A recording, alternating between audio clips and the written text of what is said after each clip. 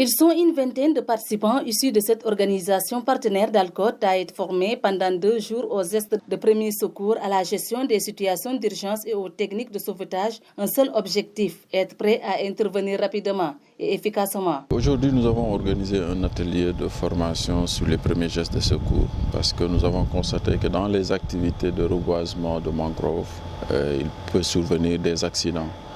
et que nos partenaires qui sont sur le terrain et qui exécutent les activités doivent être outillés, renforcer leurs capacités sur les premiers gestes de secours pour pouvoir administrer le premier secours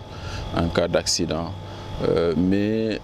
Alcott accorde une importance capitale à la sécurité et à la santé des planteurs, raison pour laquelle cet atelier est organisé ici à Ziguinchor pour nos partenaires qui sont dans la région, mais une autre sera organisée aussi pour nos partenaires qui sont dans la région de Fatick au niveau du delta du Sahel. L'atelier a réuni nos 7 partenaires qui sont dans la zone et nous avons essayé de mixer le maximum possible en ayant un membre de la communauté et un agent des services techniques qui seront formés sur les premiers gestes de secours. À l'endroit des participants, nous leur demandons vraiment d'être concentrés et de participer activement à cette formation parce qu'il y va de l'intérêt des communautés et de l'image de leurs partenaires. Parce que nous savons tous que quand un accident survient, on est obligé de remonter la chaîne de responsabilité pour voir quels sont les responsables, pour pouvoir les situer. Donc,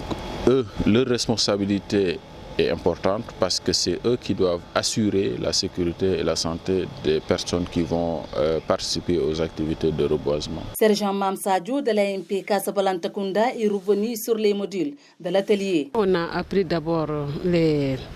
méthodes de secourisme avant d'entrer dans les pirogues, prendre nos précautions, porter des gilets de sauvetage, amener nos kits là où se trouvera des compresses, des médicaments comprimés pour les premiers soins s'il y a en cas de blessure. Dans un contexte de vulnérabilité accrue face aux risques climatiques et environnementaux, ces sessions de formation de capacité s'inscrivent dans une démarche globale de protection et d'autonomisation des populations locales.